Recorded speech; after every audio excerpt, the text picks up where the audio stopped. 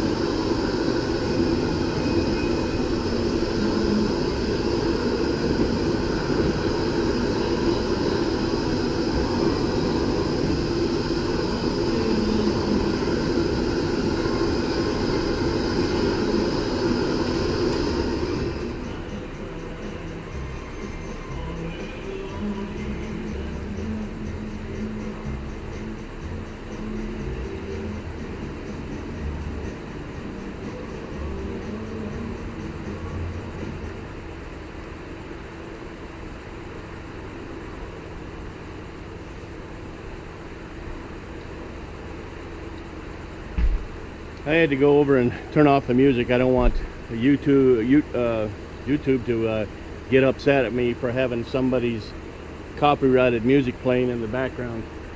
Alright, so I take it out of the furnace. Now, it's not getting cold right now because it's surrounded by insulation that is radiating its own heat. So I'm going to take it out, put it down, and pour that.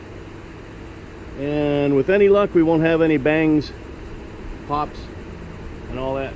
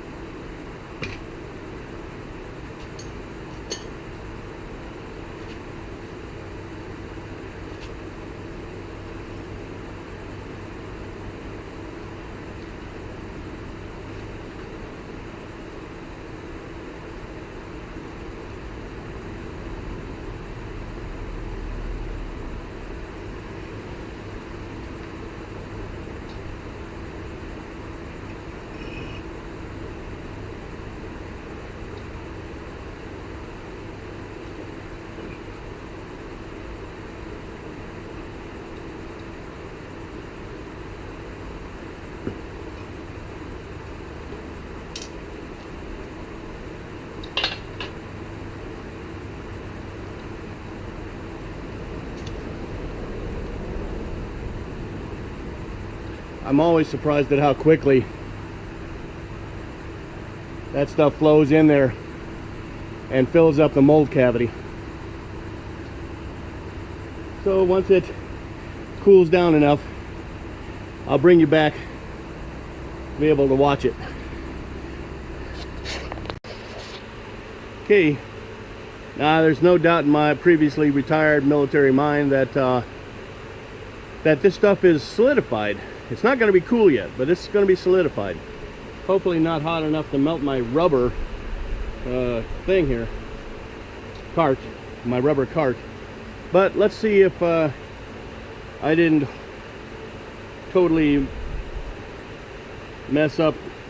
Because it was, you know, I looked at it with the immersion parameter, and it was going up pretty quick. It went up to 1,000 real fast, and then it was easing its way up, and I didn't stop measuring it until it was at least 1,200 degrees. So it's got to be, certainly got to be hot enough to go everywhere. Okay, I'll be severely disappointed if something didn't pour.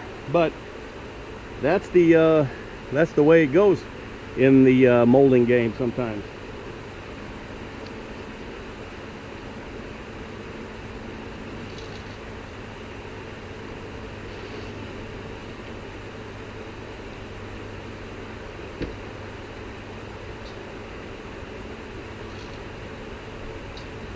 Looking good so far.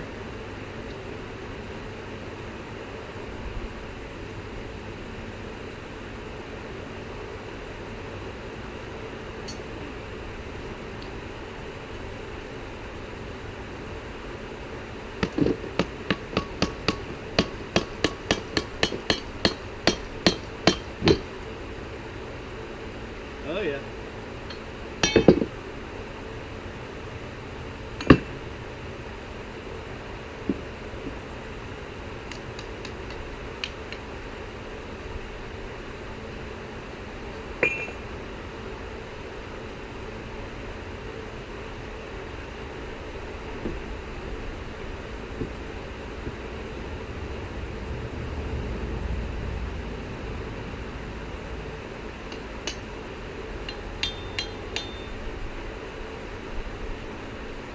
All right, it worked.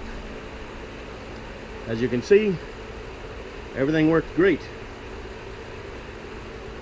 And it was just hot enough that in this thicker part right here,